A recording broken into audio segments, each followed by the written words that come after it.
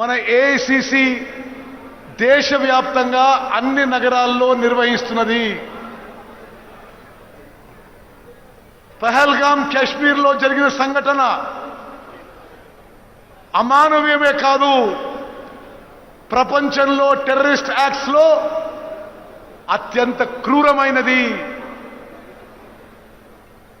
మన అన్నలు తమ్ముళ్ళు భారతీయులని పాకిస్తాన్ ఉగ్రవాదులు, పాకిస్తాన్ ప్రేరేపించిన టెర్రరిస్టు వాళ్ళకి ట్రైనింగ్ ఇచ్చి, వాళ్ళకి నేర్పించి, వాళ్ళకి ఆయుధాలు ఇచ్చి కాశ్మీర్ లోపలికి పంపించిన పాకిస్తాన్ ఉగ్రవాదులు మన సోదర భారతీయులని 26 మందిని చంపడం యావత్ ప్రపంచం, సభ్య సమాజం మొత్తం ఖండించింది. కేవలం భారతదేశంలో అలజడి సృష్టించడానికి, భారతదేశంలో హిందూ ముస్లింల మధ్య విభేదాలు పెంచడానికి, కశ్మీర్ రాష్ట్రంలో తీవ్రంగా అలజడి పెంచడానికి పాకిస్తాన్ ప్రేరేపించిన ఉగ్రవాదం పహల్గాం కాశ్మీర్ సంఘటన చెప్పి మొత్తం భారతదేశం ముక్త కంఠంతో ఖండించింది. ప్రపంచ దేశాలు ఖండించినాయి. ఈసారి పాకిస్తాన్కి సరి అయిన గుణపాఠం నేర్పించాలనే ఉద్దేశంతో భారత సైన్యం, భారత వాయుసేన, ఇండియన్ నేవీ పాకిస్తాన్కి దాడి చేసి వాళ్ళ ఉగ్రవాద హెడ్ క్వార్టర్స్ జైషే మహమ్మద్ కానీ, లష్కరే తోయిబా కానీ వాళ్ళ హెడ్ క్వార్టర్స్ని మరి పూర్తిగా ధ్వంసం చేయడం జరిగింది.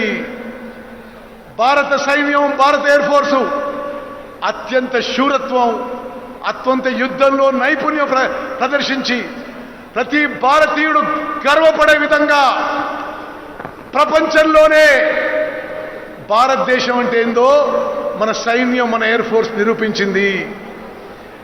పాకిస్తాన్లో ఉన్న 9 ఉగ్రవాద కేంద్రాలని భారతదేశం ఎయిర్ ఫోర్సు పూర్తిగా ధ్వంసం చేసింది.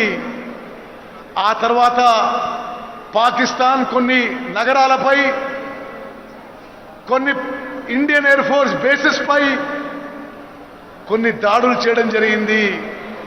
తిరిగి బుద్ధి చెప్పడానికి పాకిస్తాన్ ఆర్మీ మీద, పాకిస్తాన్ ఎయిర్ ఫోర్స్ మీద మన సైన్యం, మన ఎయిర్ ఫోర్స్ దాడులు చేసి మట్టి కనిపించిన విషయం కూడా గుర్తుపెట్టుకుంటాం.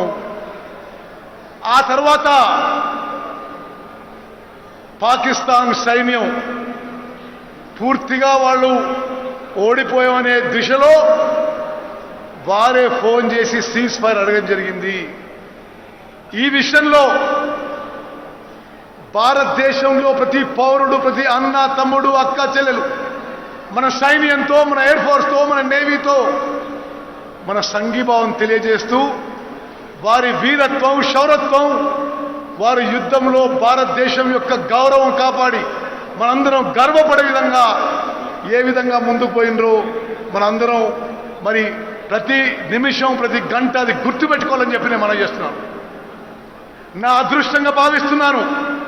చాలా చిన్న వయసులో, 16 ఏళ్ల వయసులో నేను సైన్యంలో చేరి చైనా బార్డర్లో, పాకిస్తాన్ బార్డర్లో అనేక సంవత్సరాలు యుద్ధ విమానాల పైలట్గా భారత సైన్యంలో పనిచేశాను.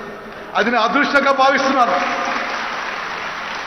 ఒక మాజీ సైనికుడిగా మన అందరం గర్వపడే విధంగా మన సైన్యం ఈ యుద్ధంలో వారి శక్తి సామర్థ్యాలు నిరూపించారు. ఎప్పటికైనా మనం ఇక్కడ సురక్షితంగా ఉన్నామంటే మన బార్డర్, మన జవాను మన బార్డర్లో మన కోసం ప్రాణత్యాగం చేయడానికి సిద్ధమై పనిచేస్తున్న విషయం మనం గుర్తుపెట్టుకోవాలి. అదేవిధంగా మన ప్రియతమ నాయకుడు రాహుల్ గాంధీ గారిని, గాంధీ కుటుంబాన్ని బీజేపీ పార్టీ వారి మీద అనవసరమైన, అసందర్భమైన విమర్శలు చేస్తున్న విషయం కూడా మనం ఈ సందర్భంగా ఖండించాలి.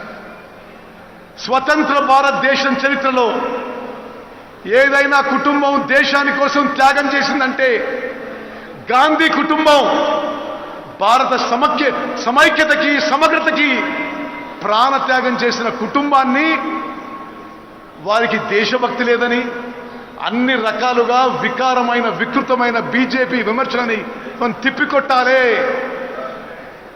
అక్కలు చెల్లెళ్ళు అన్నలు తమ్ముళ్ళు ఎక్కువ సమయం తీసుకోకుండా ఈ సందర్భంగా ఈసారి మన సైన్యం ఏ విధంగా అయితే 1948లో 1965లో 1971లో భారతదేశం పాకిస్తాన్ని మట్టి కరిపించింది, అదేవిధంగా ఈసారి కూడా ఈ 4 రోజుల యుద్ధంలో కూడా మన సైన్యం, మన ఎయిర్ ఫోర్స్, మన నేవీ, మన అందరం గర్వపడే విధంగా పనిచేసినందుకు మనందరం కూడా వారికి సంఘీభావం, సపోర్టు, మద్దతు ఉండాలని కోరుకుంటూ అందరూ చేతులెత్తాలి.